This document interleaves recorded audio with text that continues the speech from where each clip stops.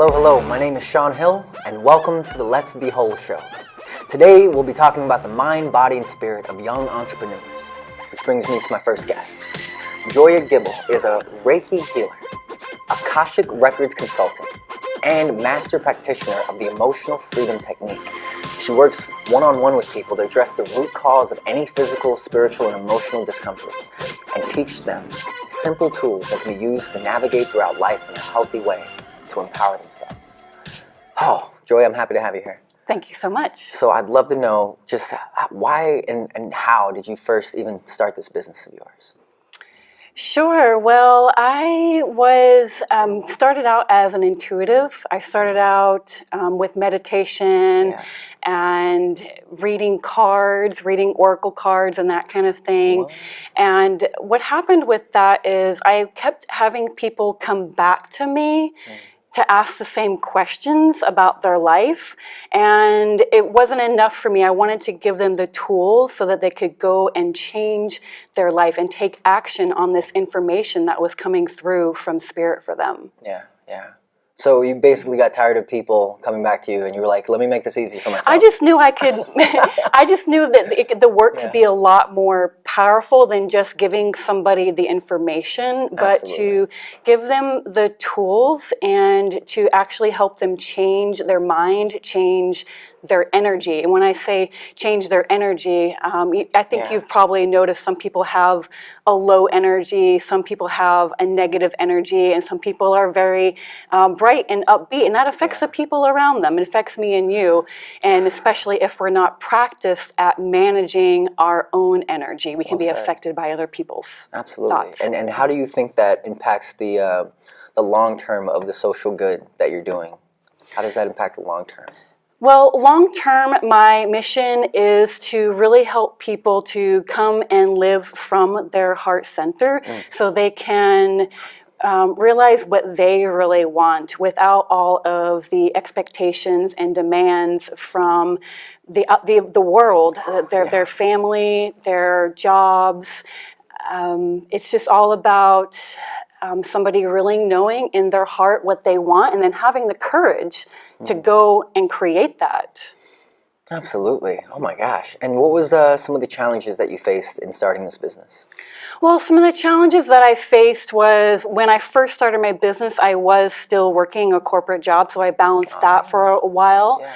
And there was a point where being in the office was really a drag on me. It was really constant for me. I felt like I wasn't in the right place, and I just wanted to be doing this other thing so much. But what I had to do is I had to be okay with where I was at the time, because I was building this business on the side. I needed to build the skills. I needed to learn a lot, especially since a lot of my business is online. There's a lot that goes on with that. Absolutely. And I think, there's still so many friends of mine that I know, they'll let me know, like, oh, I worked my office job today, I feel like I'm losing my soul. Yes. And so for you to actually get out of that, what was the turning point like? Was there a specific, like, I'm just done, I'm so quitting this right now?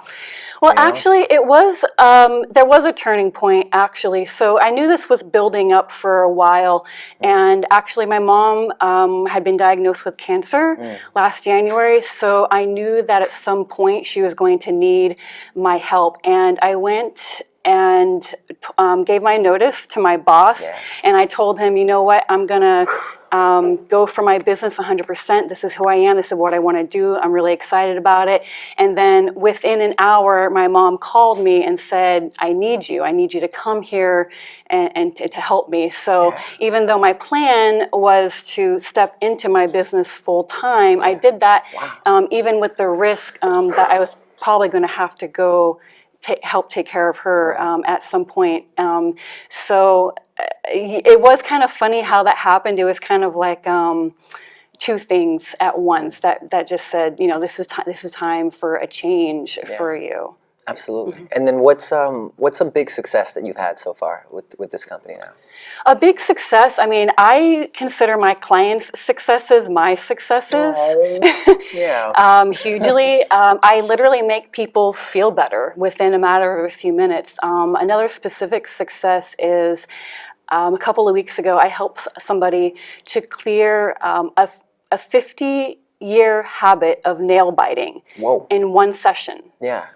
50 years. 50 years he'd been biting at his nails, picking at his cuticles, and we did one session, and he said, it's gone. It's not an issue anymore. Wow. And that's the kind of feeling that can take place. That's amazing. No, that's seriously amazing, because I know too many people with habits like that, they want to change, and they feel like they're creatures of that habit, and those habits define them. So to hear you say that you're creating new habits for people and releasing them from these kind of things, I hope we all can see that that's pretty life-changing, right? And I would love to have a demonstration of this, if you may. Sure. I don't know, do I need to do anything weird or special? Do I need to meditate? But not right now. Okay. So the first thing, and we're going to demonstrate an abbreviated version of EFT, Emotional Freedom Technique. And so EFT, we address the beliefs and the emotions that are behind the symptoms, okay? So you can just give me an example of something that you might be either irritated about or... Oh, you know what? My posture, actually. Oh, okay. You know what? I feel like my posture dictates a lot of my confidence levels, or especially in serious conversations with people, I feel like it doesn't give off exactly what I want it to give. So sometimes people might think I'm being closed off if I'm like this to them, you know? And I'm just like, no, I'm just comfortable, just talking like this. So I think a lot of people know that kind of thing, that it relates to everything else in my life somehow. Okay. Know? So would you rather have a straighter posture, or would you rather be more comfortable with the posture that you have? No, I want straighter posture. You want straighter posture? Yes. Okay. I already want it right now. Okay. Yeah. So, okay.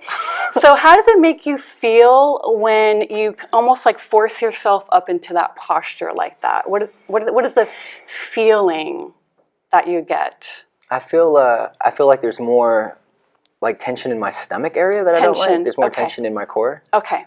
And so I think that's why I tend to lean back, and it's more of an energy relaxation maybe. Okay. I never thought about that before. Oh my gosh, that's amazing. Yeah. Okay. So it makes you feel more tense to have a straighter posture. A little bit, okay. Yeah. So how would you rather feel with that straighter posture?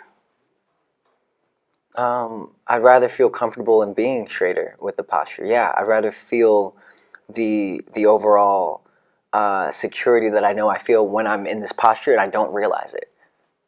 Okay. There's times where I find myself being all straight up, or if you're taking a yoga class or having a great date or something like that, I'm like, wow, yeah, the world is great right now. I'm like, wait, I feel good. Why am I standing like this? You know? So yeah. Okay.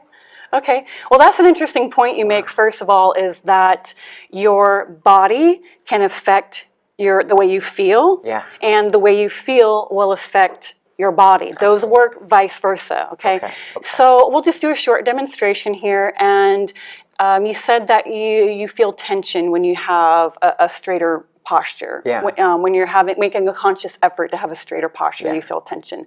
Okay, so on a scale of 1 to 10, how much tension do you feel when you are consciously making yourself have a straighter posture? I'd say between a 4, a 4 and a 5 maybe. Okay. 3 and a 4. Between 3 and 5. Final answer. Okay. All right. So we'll just go into it. So what we do is I'll show you where to tap. I'll tap and you'll tap along with me, just like this. We start here on the side of the hand. Yeah. And I'm going to say a phrase, and then you repeat the phrase back to me. Okay. And as you say it, really tune into what you're feeling. Okay. Okay? Yeah, good job. And breathing is a really important part too. So deep breath in. Breathing. Yeah. Okay. And just repeat after me. I feel so much tension. I feel so much tension. About my posture. About my posture. I feel so much tension when I think about my posture.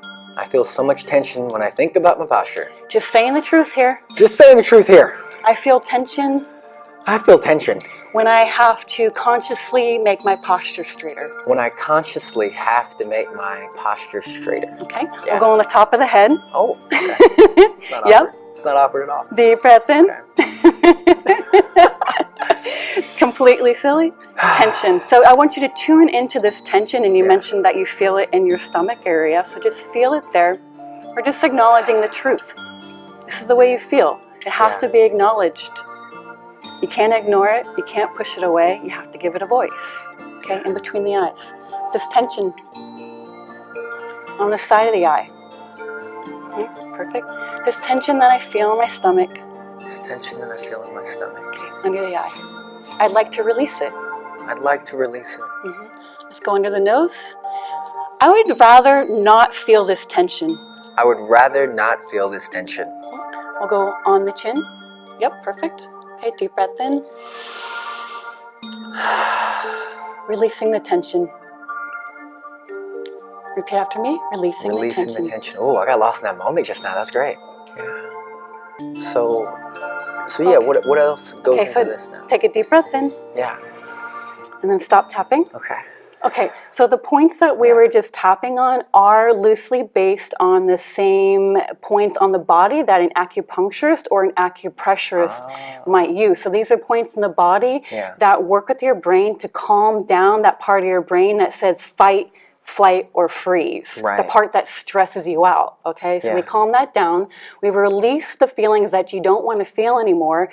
That creates a space and a new possibility to bring in what you do want to feel. And it happens within a matter of a few minutes. You might already feel a little bit better from releasing some of that tension. I do. And it relates, it makes me think of acupressure points, pressure points. And I just appreciate how much time and effort goes into something like this, where you're really connecting with someone else to release themselves and release more of everything they're holding back. It's really great work. How can people contact you also? People can find me on my website at joiagibble.com. Joia Gibble. Such a fun name. Yeah, thank you. Absolutely. It's the easiest way to find me. Anything else you want to say? I would want to say that EFT can be used in several different ways. You can use it to help somebody heal from a very specific trauma. For example, it's very popular with veterans or for, say, a sexual trauma or any sort of violent trauma, anything like that. What we just did, I would call general tapping. And then there's also what I call tapping light. And that's kind of like if I'm feeling nervous before an interview or before talking with somebody, then I'll just sit there and calm myself down just by tapping and breathing. That's amazing. So there you have it.